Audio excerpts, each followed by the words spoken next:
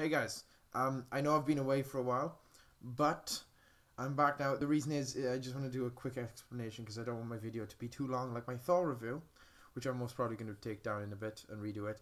But I've been doing my GCSE exams for about 4 weeks now. That's why videos have been spread out. Some of you might know if you follow me on Twitter, but my exams are the GCSE exams are, if you don't come from Britain, they're kind of what you do when you're leaving high school for good. So it determines you need the grades to get into a good college and stuff. So blah blah blah. So yeah, I've been focusing on them, but I'm gonna make a couple videos and get back to revising after this because I feel I've left you guys out and it's not good. So yeah, this is my X-Men First Class review. So yeah, X-Men First Class. Now, I went to see this Friday, 2 days after it came out, and I went to see it again yesterday to refresh my memory, and because it was such a good film, which kind of gives my opinion away.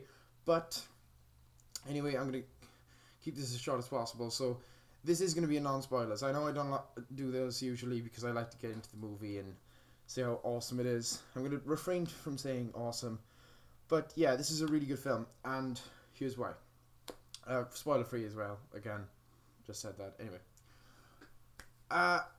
This film was my favorite X-Men film. It used to be X2, which is a lot of people's favorite. But this by far tops that. You can take this as a reboot. If you're... I'm going to say it's a reboot. I know they tried to tie it to the other movies, but then they also left some things out, which was good. Because if they tried too hard to tie to the other movies, we couldn't have had Emma Frost. We couldn't have had Charles and what happens to him in the end. So yeah, I like how it's kind of just reboot. We just go into it not thinking about the other movies. You know, have them in the back of your head so when references do come up, you're like, oh, that's funny. Like there's a lot of references to Charles and what he becomes in the future and blah, blah, blah.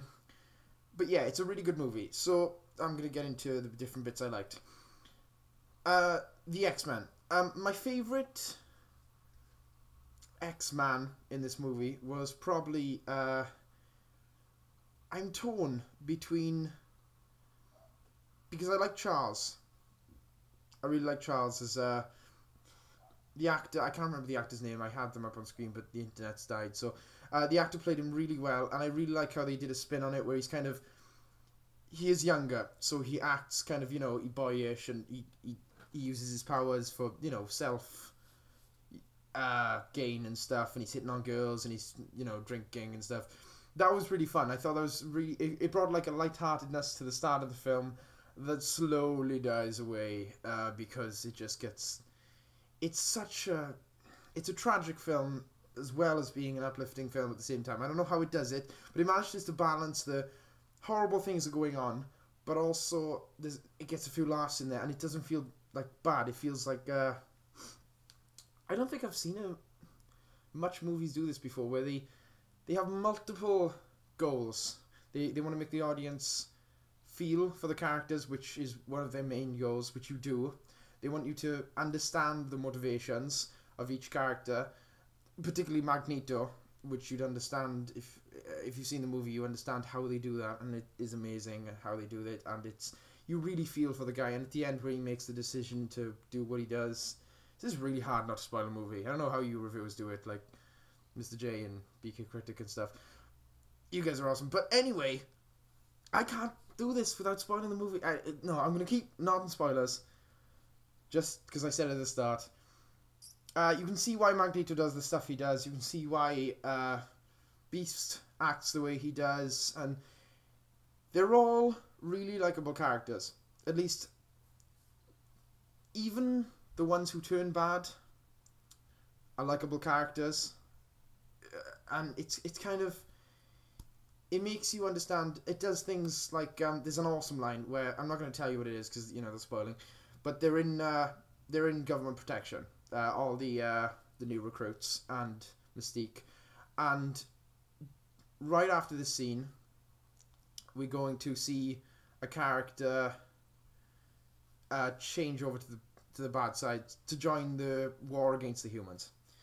That's not spoiling it that much because I didn't say what character it was.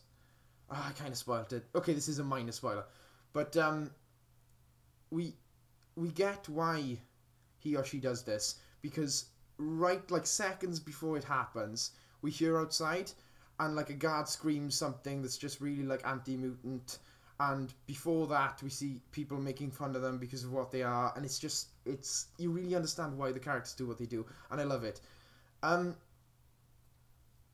What else did I a lot of people touched on the relationship between Charles and Xavier.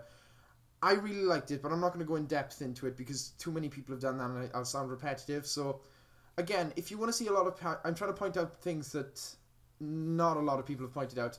So if you want to see, you know, like really in-depth bits of the big part of the movies, go to the two links below. I'll link BK Critics review and Mr. J's review because they have pretty much the same opinion as me.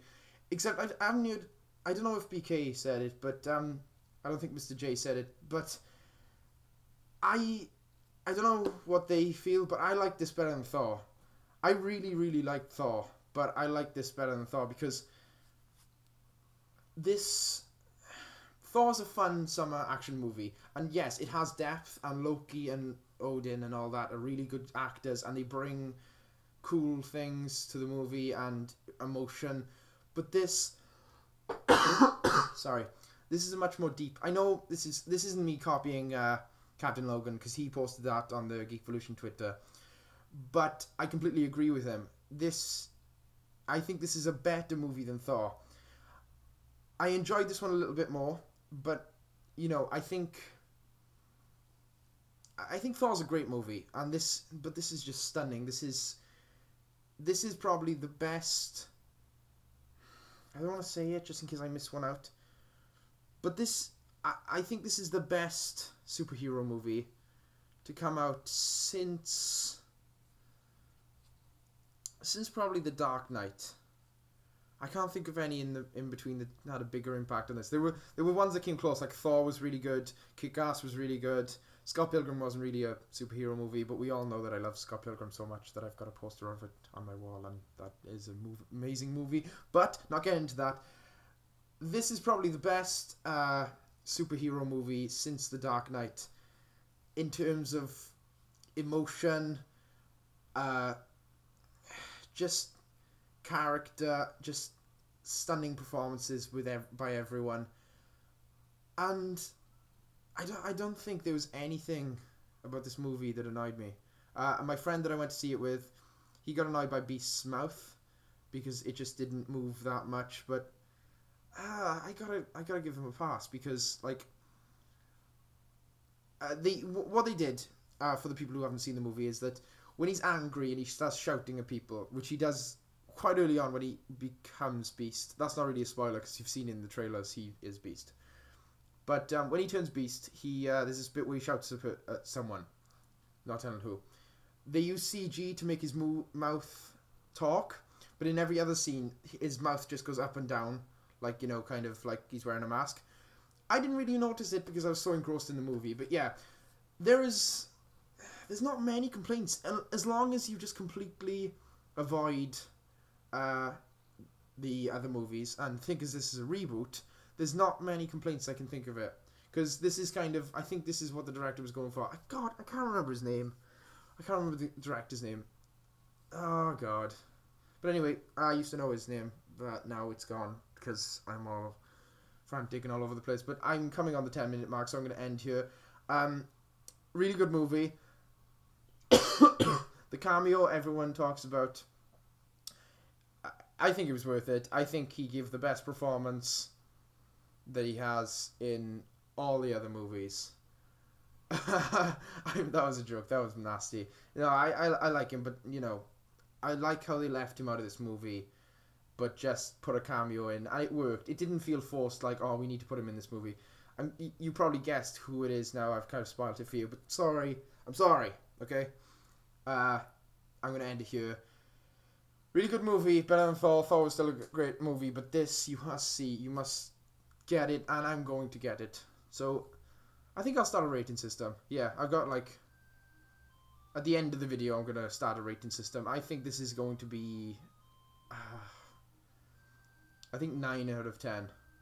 I think I'll give this a 9 out of 10, just in case a 10 movie comes out. So yeah. That's me, Cameron, from What's Up With Comics, saying goodbye. And I should do another review right after this. So I'll see you then.